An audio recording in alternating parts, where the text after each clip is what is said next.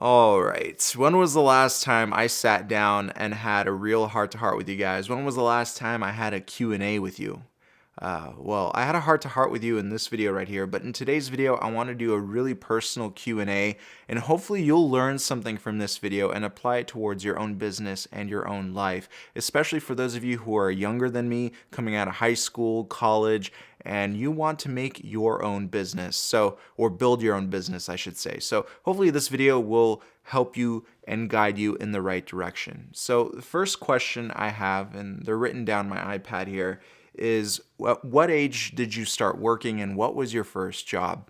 So my first job was at the age of 13, and I was working as a scarer for one of my local colleges around here, for Pierce College. I was working as a scarer for a Halloween horror maze. And honestly, that was probably one of the best jobs I could have ever had because Halloween is my favorite holiday, horror is my favorite genre. So I was actually hiding in a coffin and popping out and scaring people for like 8 to 9 hours a day, 3 or 4 times a week. I was getting paid maybe $300 for, I don't know, 5 or 6 weeks of work. So it was, very little pay, but I honestly didn't care at that time. And I was just having so much fun. So that was the first job I ever got. I had to get obviously a worker's permit since I was a minor, but I got that and I was able to work, and that was my first legitimate job that I, started making money in. Fast forward a couple of years, and yeah, that's actually when my entrepreneurial journey started. Second question is, how do you build the entrepreneur mindset, and how did you just start building that type of thinking? And I have to give credit to one of my first mentors, and her name is Veronica. She actually worked as a personal trainer at one of my local gyms, and I was 15 at the time, so I was still in high school. And she actually was the one that got me into fitness. And I know fitness isn't really related to filmmaking, but in all honesty, fitness is related to everything in life because it's not only a physical aspect, but it's also a mental aspect. And what Veronica did is that, she taught these power, what were they called?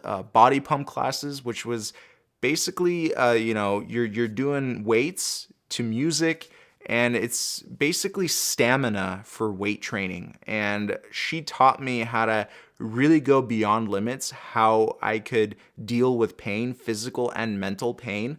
That's what fitness teaches you. And that's why I encourage all of you to go to the gym, because if you take care of your body, then everything else just falls into place. So take care of the body and go to the gym, work hard in the gym, work hard in fitness, because that's going to immediately pre-program you to deal with pain, to deal with hardships, and to overcome that pain and become a stronger person in general. So that was a huge push in the right direction. So Veronica, thank you so much. I don't know if you're going to be watching this video, but I'm still in touch with her to this day. It's been almost 15 years since I've met her. So yeah, she was one of my first mentors that really guided me through that process. And then I started meeting a lot of other people in the fitness industry, such as Samir Banut. He was 1983 Mr. Olympia. He was also a huge mentor in my life, helped me build my physique mentally and physically. So huge thank you to him. So thank you, Samir. Thank you, Danny Bozilov. He was another fitness trainer of mine, and they all helped push me in the right direction. So again, fitness, it all starts with taking care of your body. Because you take care of your body, you take care of your mind, and that already shoots you in the right direction. So 15 was a really big year for me because this is when I started getting into gas scooters. And these are basically like little mopeds with like 40 or 50cc engines on them. If you're my age, if you're 29 years old, 30, 40, possibly even 50 years old and you're watching this video, you probably know what a gas scooter is, and you probably know what GoPeds are. GoPed was a really cool company back in the day. They made these scooters with gas engines on them, and I bought 2 of these gas scooters, and I started teaching people on YouTube how to take apart 2-stroke motors, put them back together, and I started building my own affiliate website at the age of 15. 15 was a really good year because this started pushing me in the right direction, especially when it came down to YouTube.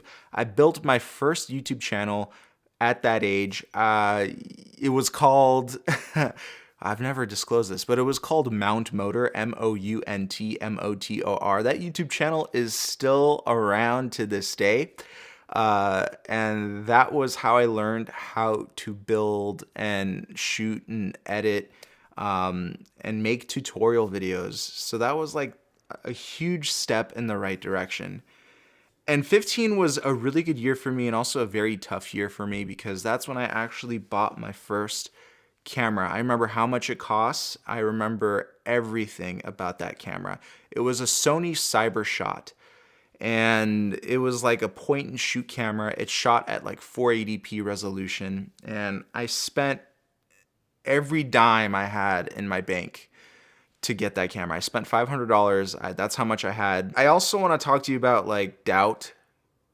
If you have very little money and you don't know if this is, the right industry for you, but you really want to give it a shot, then it's worth every single dime in your bank account.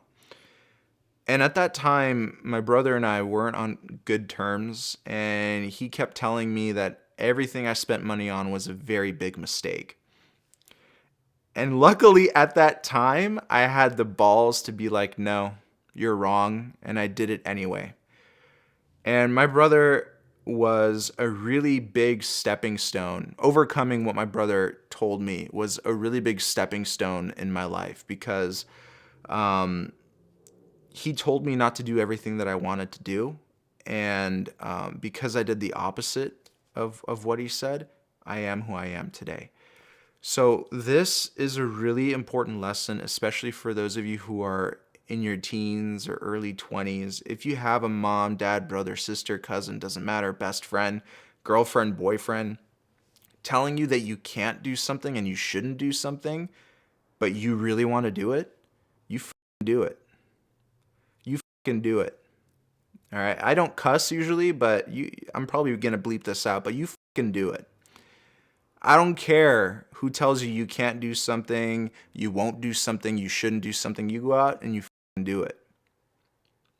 Okay? I'm living proof. My brother was supposed to be my role model for me in my life, especially as a young kid. And, his words meant everything to me. But when he told me not to do things that I was extremely passionate about, that's when a switch went off in my head and it told me to not listen to him because I was genuinely passionate and really just loving picking up a camera and just shooting stuff. So 15 was like a huge stepping stone in my career because it made me say no to my biggest doubter and it made me do things that led me to where I am today.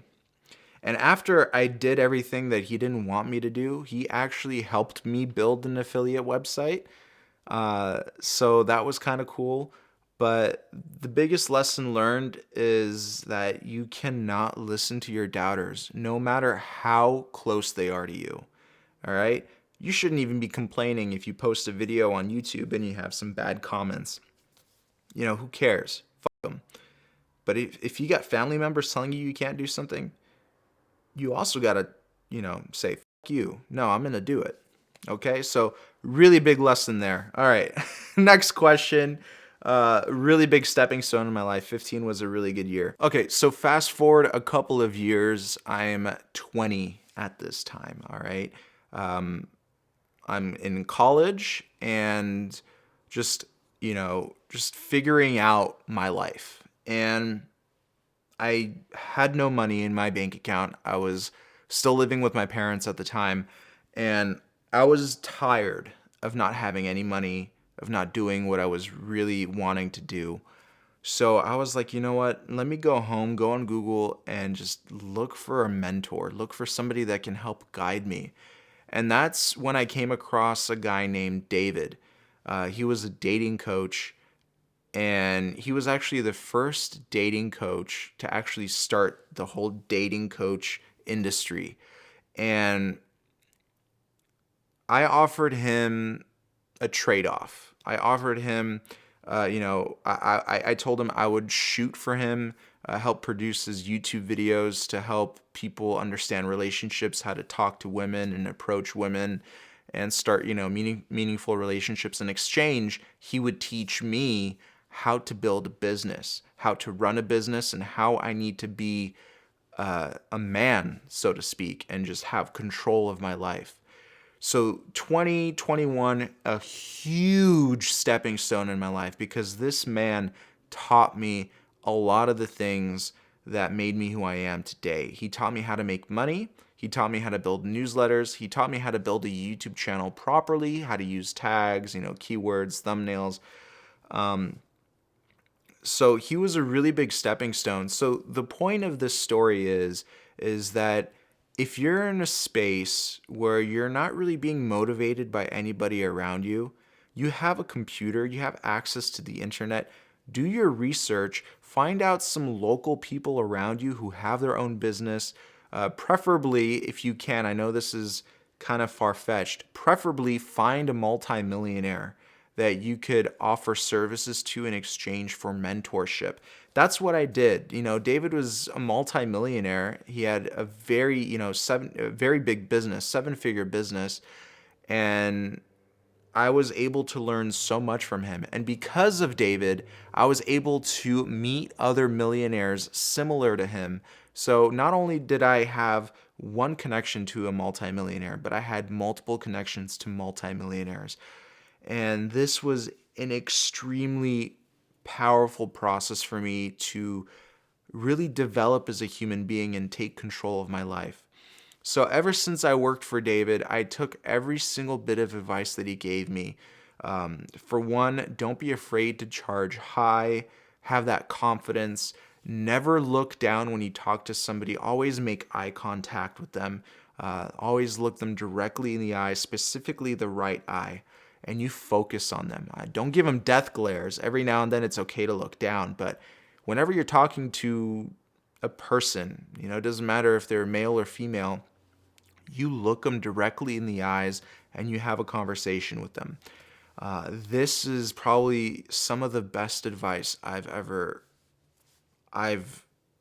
had given to me, because just a simple eye contact with somebody will completely change the outcome of the conversation that you're having. Guaranteed. So give it a try and you'll see what will happen. All right, let's go on to the next question. Does equipment matter? In the beginning, no. After a couple of years, yes. So as I mentioned, my first camera was a little Sony Cybershot, $500. Did it matter that it was such a cheap little crappy camera? No, but it was what started me on my journey. So eventually, though, when you start getting used to such a small, cheap, crappy camera, you need to upgrade. You need to find ways to upgrade. And I know for some of you, budgets are tight. I've been through that. That's when you have to find a job and make money. Okay, it doesn't matter if you're a cashier at McDonald's. It doesn't matter if you hate your job, because if you work your ass off and you put in the hours, it doesn't matter if you're a janitor. Okay, you need to constantly be working a job that will put food on the table, a little bit of money in your bank account. But on the weekends and on your off times from work, you need to be working on your side hustle. Okay, so the grind doesn't stop. You're going to be working 80 to 100 hours a week, especially if you have a full-time job and you're working on your side hustle. You're going to be working and sleeping very little, but it's what's going to put you where you need to be, especially now. If you don't want to constantly look at your bank account or constantly see how much money you're spending just so you could save a few dollars here or there, this is what you're going to have to do. And this is particularly pertaining to for those of you who are coming out of high school or coming out of college. This is extremely important. You got to have that mindset of, okay, I'm not going to stop working. I'm going to keep going until I have what I want. All right. And this leads me into the next thing, and that is never be satisfied, never be content, because I covered this in a previous video. Never be content, always want more, because this is how you're going to grow and push yourself even higher. So never be content, always want more. This is the mindset that I have. And sometimes you get a little too comfortable, but you need to get out of that mindset and just want more, more, more, more, more. You need to build your own success, and you can't do that with being content. All right, so that's that. So yes, equipment does matter in the long run. Next question is, what's the most important gear to buy in the beginning? Okay, so right now, especially in today's technological era, it's really easy to find a 1080p full HD camera, especially at a really good price. So that's what you need for one, 1080p camera. Depending on your budget, you may not need a camera that has interchangeable lenses. You may just want to buy a all-in-one camera, a camcorder. Like I remember my first camcorder was a Canon XA10, and I used that camera a lot. It had a built-in lens and it worked really well for me. So you got to have something like that. You got to have lights. Lights are just so incredibly important, but now they're extremely cheap. LED lights are extremely cheap. A Godox SL60 and a softbox will run you $150, $160. A light stand is $20. Okay? Really, really, really cheap. There's no excuse why anyone can't afford something like that. And if you can't afford it, that means you're not working hard enough. All right? I know I'm not sugarcoating this, guys, but it's 150, 160 bucks. If you can't afford that, then you're not working hard enough. I'm just being honest with you. All right. I remember the first $100 I spent on the light. Okay. It took me weeks to save up for that. And then to actually buy my first professional microphone, it took me months. The Rode NTG2 at the time was like 350, 400 bucks when I bought it, and it took me months to save up for that thing. I'm still using it to this day. All right. So after you got your camera, after you got your light, you got to work on audio. You don't necessarily have to buy a Rode NTG2, but I do recommend getting a shotgun mic because the quality just sounds really good. And if you want to get like a wireless lav, you can buy something like a Hollyland Lark 150, which is basically two wireless mics in one. It's like less than 300 bucks. And you're set on audio. You really don't need much more than that. Down the road, I would recommend something like a Zoom H6 to record really clean and crisp audio, especially if you want to do more indie film work and stuff like that. Next question is, how do I find clients? And I covered this a little bit earlier in the video, and that is using the internet. Same way you find a mentor is the same way you find clients. Go on the internet, look at some social media influencers. That's a really good place to start.